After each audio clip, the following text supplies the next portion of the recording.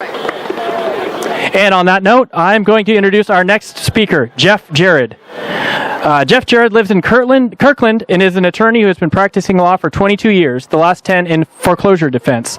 He also practices criminal law and family law.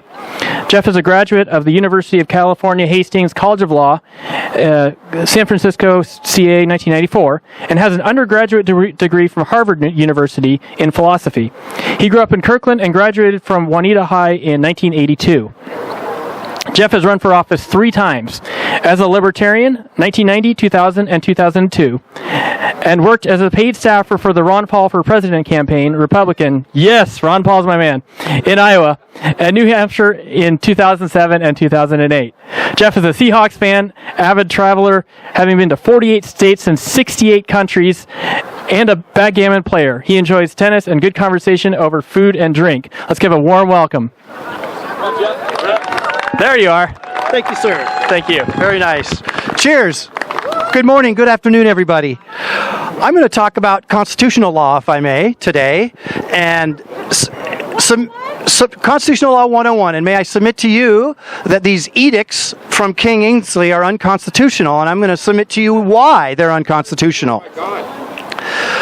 First of all, his edict to cancel Thanksgiving, that's unconstitutional for one very important reason. It violates the separation of powers. He is not a king. There's something called the co-equal branches of government. Now, he's exercising his king-like powers under the auspices of an emergency. But there is no more emergency. There are no bombs falling. There is no hell or high water. Nobody's attacking. The rivers aren't rising. Bodies aren't dying in the street. The emergency has ended. Legislatures can pass laws in a special session in 48 hours. President Roosevelt declared war on Japan, 72 hours after Pearl Harbor was bombed? 12 hours. So the Thanksgiving cancellation, first of all, it violates the separation of powers doctrine.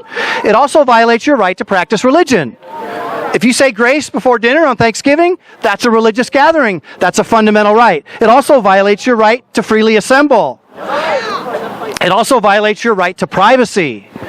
And a subset of the right to privacy, you have a right to family life. And let me talk a little bit about family life. If you want to get married, they can't license you. They can't make you take a test. Now, when you drive a car, they can make you take a test. You have a right to travel, but you don't have a right to a particular mode of travel. So when you're operating a deadly weapon, they can license you. But they can't license you before you have a child. They can't make you have a test before you have a child, because that's your right to privacy. They also can't limit the number of children you want to have, like they do in China. That would violate the right to privacy. They can't tell you who you can live with. You can live with 6 men and 1 woman. You can live by alone. You can live in any arrangement with anyone you want. That's your right to privacy. Your right to privacy also encompasses the right to birth control. Just throwing that out. So that's why, those are like 6 reasons why the Thanksgiving cancellation is unconstitutional. Now these edicts also violate my favorite right. That's the right to travel. That's my love. That's the love of my life, is traveling. Ain't no governor gonna tell me where I can go. He went to Hawaii. The right to travel goes back to the Magna Carta of the year 1215. It also goes back to the passenger cases from 1849. And laws that prohibit movement within a state or between states violate this right. If I'm a judge and that kind of law comes before me, I strike it down.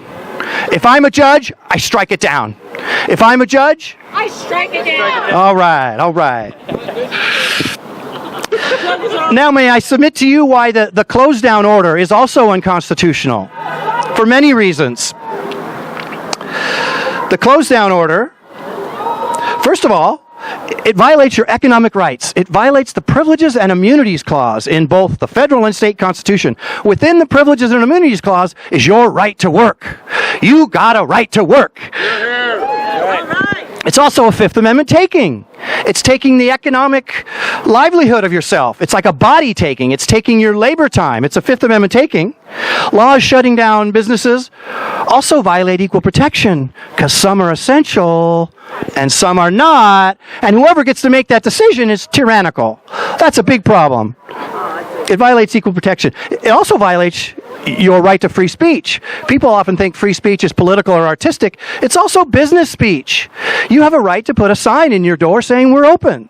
You have a right to put a sign on your property that says 79 cents for a milk. That's business speech. That is also protected speech.